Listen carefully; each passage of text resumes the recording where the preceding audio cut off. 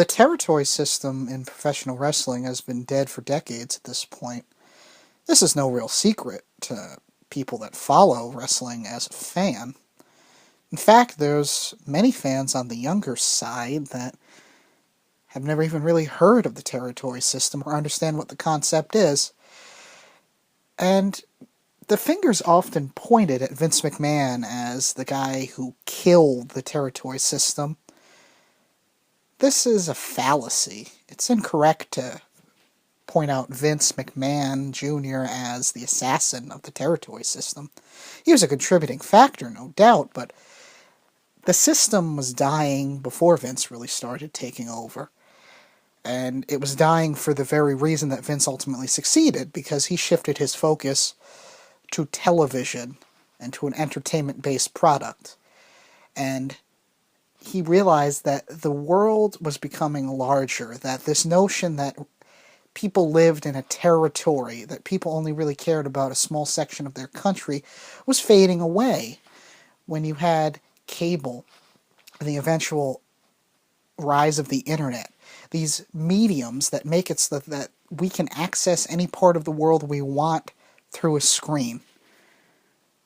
It's for this reason that wrestling became this global force. It became this traveling circus that goes nationally and internationally.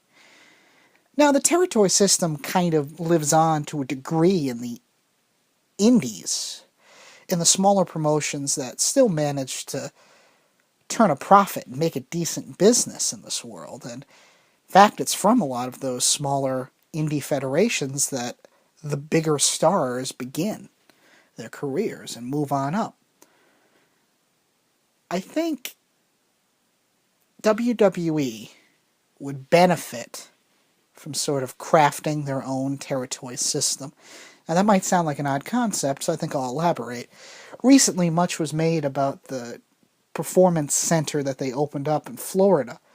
While that's an impressive facility, and it's a great tool for crafting future stars, it still suffers from the fact it's based in one area. It's based in Florida.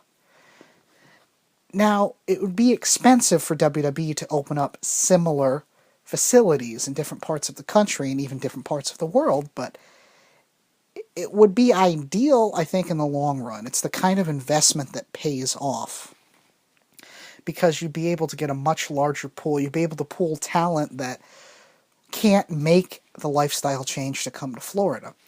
Now, marrying that idea with what I want to do with a territory system, imagine if WWE set up independent local federations that featured stars that technically worked for the WWE, but were under the banner of their local territory name.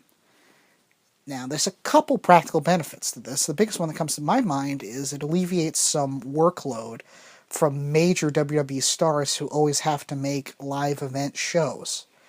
If you can condition an audience of a local area to care about hometown, home area talent, then you can run smaller live events that still turn a profit but don't require you to burn out your big stars to make them hit every shot.